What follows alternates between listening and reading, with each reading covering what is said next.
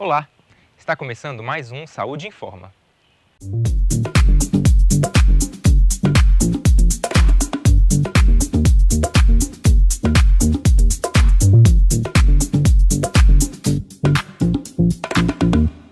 Você sabia que o infarto agudo do miocárdio causa cerca de 100 mil óbitos por ano somente no Brasil?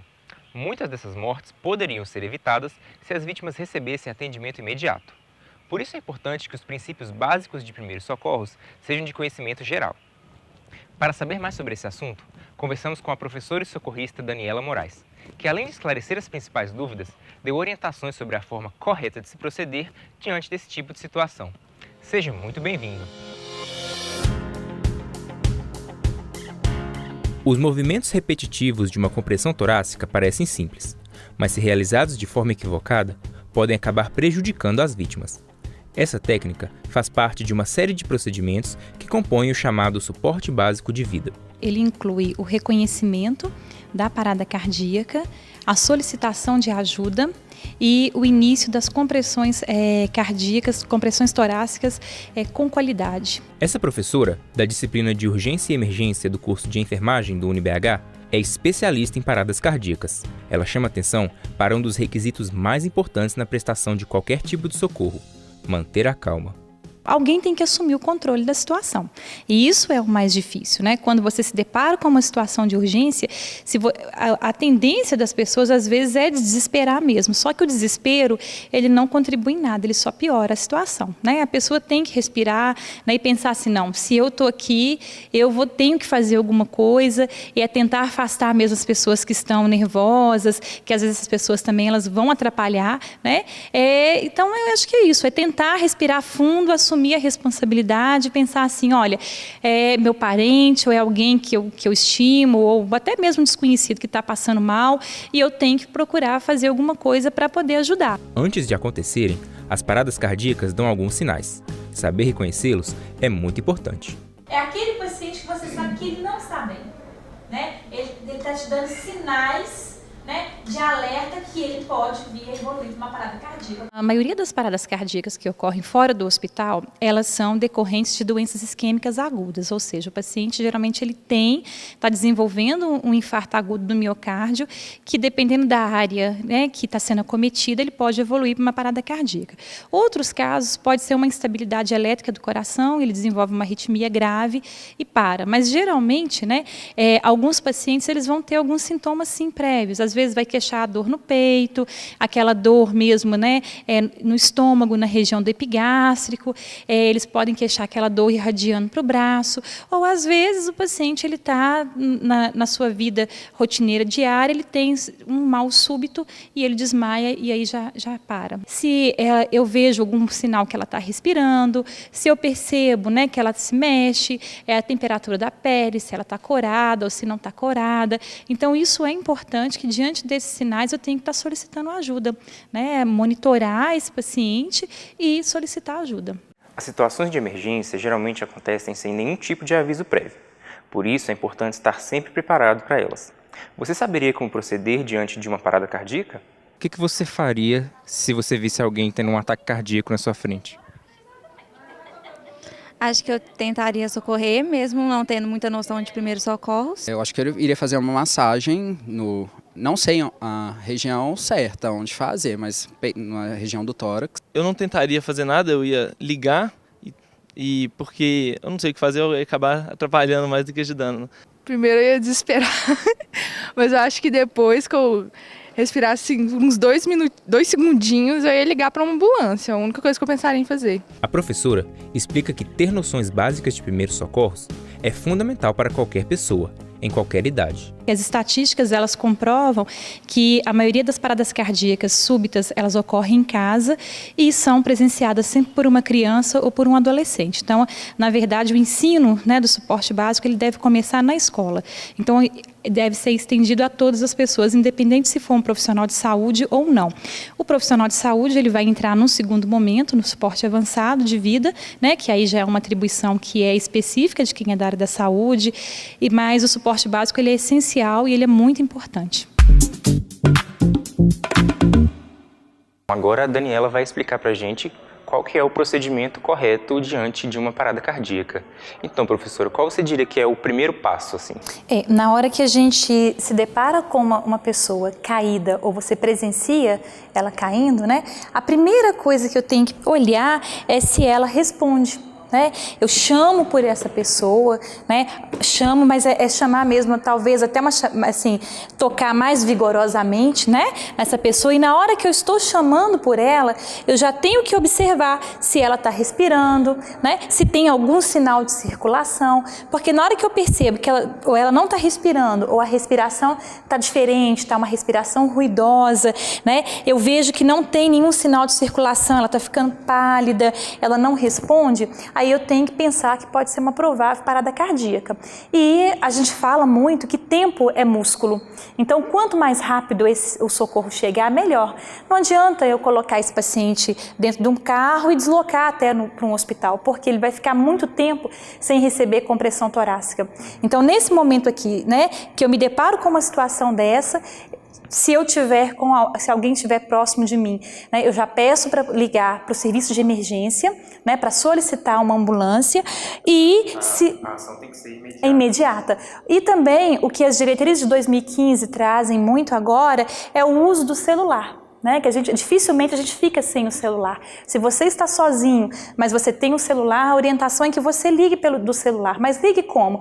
Coloque seu telefone no Viva Voz, né, faça a ligação e durante a ligação você já vai terminando de fazer a avaliação e muitas das vezes o médico que está lá na central de regulação, ele vai te orientar, vai orientar o solicitante como proceder até a chegada da ambulância. Então seria isso, né? Então a pessoa vai verificar, não respira ou está com uma respiração ruidosa, aparentemente não tem nenhum sinal de circulação, né? Eu já chamei, ela não responde, parece que está desmaiada, parece que não está respirando. Então, eu tenho que solicitar ajuda. Assim que eu peço ajuda, né, imediatamente eu tenho que expor, né, o tórax do paciente, né, e para leigo a gente sempre ensina, né, o meio aqui, esse osso aqui no meio do tórax aqui, que é o local correto de fazer a compressão, tá? E aí eu coloco a minha mão e o importante a gente lembrar que eu sempre vou fazer a compressão com essa região da mão, né? É a região hipotenar, tá? Que chama. Algumas literaturas, né, que vão ensinar para leigos falam assim, olha, faça a compressão com o calcanhar da mão, né? Mas é a região hipotenar, tá? Eu coloco então a minha região hipotenar aqui em cima desse osso, que é o externo, tá? Mais ou menos aqui na linha intermamilar, né? Então seria no meio mesmo do externo. Venho com a minha outra mão, fecho, né, essa mão, porque eu tenho que fazer força, tá? E coloco esse ponto aqui. O que é importante eu lembrar?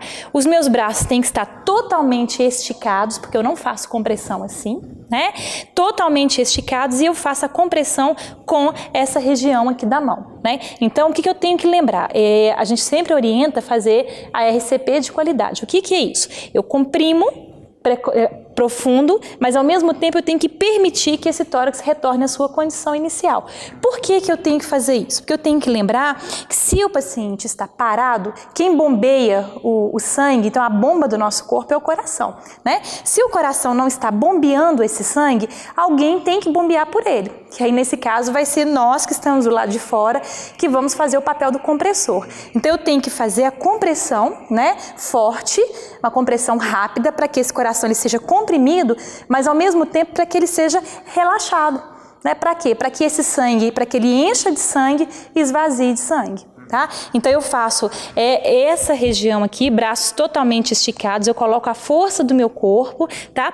Comprimo forte e tiro. Tento manter uma frequência de 100 a 120 compressões por minuto. Se for uma pessoa, né, que eu conheço, que eu tenha condições de fazer ventilação boca a boca, hoje isso já está caindo no desuso, mas a gente pode fazer 30 compressões para 2 ventilações, né? Mas o que é mais recomendado hoje é de fazer compressões torácicas ininterruptas até a chegada do socorro ou até a vítima se mexer, tá? Se eu estiver numa instituição, como aqui na universidade, no centro universitário, que nós temos um DEA, né? Alguém solicita ajuda, alguém vai buscar um desfibrilador enquanto eu começo a fazer as compressões. Até quando? Até chegar o DEA. Chegou o DEA, a gente vai colocar o DEA na vítima, né? O DEA, ele é autoinstrutivo, Então ele vai orientar o que tem que ser feito passo a passo e após a análise do ritmo e se ele falar que o choque é indicado ou não, a gente vai dar a sequência que é fazer as compressões torácicas, tá? Agora, se eu estou num local em que não tem um DEA disponível, o DEA vai chegar a partir do momento que vier uma ambulância, então eu faço compressões torácicas ininterruptas, né? E vou reavaliando a vítima. Lógico, isso cansa, né? É fatigante, então a orientação é que eu deva fazer a troca de quem está no papel do compressor a cada 2 minutos ou tão logo eu me canse, porque inicialmente a minha compressão ela é adequada, mas com o passar do tempo a gente vai cansando, então a qualidade ela deixa a desejar, tá? Vai caindo. Então a gente faz, eu vou mostrar aqui, então eu faço chego o meu corpo bem próximo, né?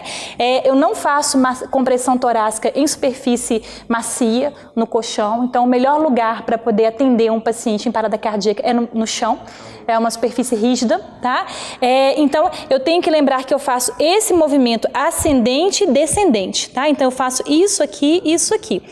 As diretrizes nos orientam que a profundidade da compressão no adulto é até muito subjetivo, fala o seguinte, que tem que ser mais que 5 centímetros, mas que não pode ultrapassar 6 centímetros. Então é até difícil a gente pensar, né? Mas eu acho que quem está fazendo a compressão tem que ter a noção de que está comprimindo esse tórax adequadamente e permitindo com que esse tórax retorne. Então, se eu vou fazer compressões torácicas aqui, eu chego, acho o local, né, o meu braço totalmente esticado e vou seguir um ritmo. Não vou encostar os dedos aqui no tórax do paciente, porque aqui passa, né, a costela, então se eu colocar os dedos aqui, eu posso ocasionar fraturas de arcos costais e levar a alguma complicação maior para esse paciente, né, se caso ele voltar da parada cardíaca, e sempre vou fazer, então, eu começo, né, e faço esse ritmo aqui, né.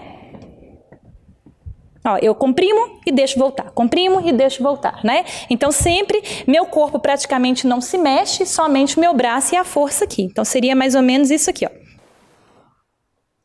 E tem uma forma da gente saber se a gente está fazendo corretamente ou a gente espera para ver? O correto, né, é você fazer isso aqui. Você comprime profundamente, né? Eu não posso fazer essa compressão curtinha e nem muito rápida, porque se eu faço um negócio muito rápido, não dá tempo desse coração esvaziar e encher, né? Na verdade, eu tenho que fazer essa compressão profunda, porque lembra, né? Eu vou comprimir o coração, só que na frente do coração tem uma barreira que precisa ser atravessada, que é a primeira aqui, os arcos costais, eu tenho um externo, então eu tenho que ultrapassar isso para o coração ser comprimido. Então eu tenho que fazer uma compressão forte, uma compressão rápida e tem que permitir com que esse tórax retorne. Então seria dessa forma, né? Ó, comprimo, solto.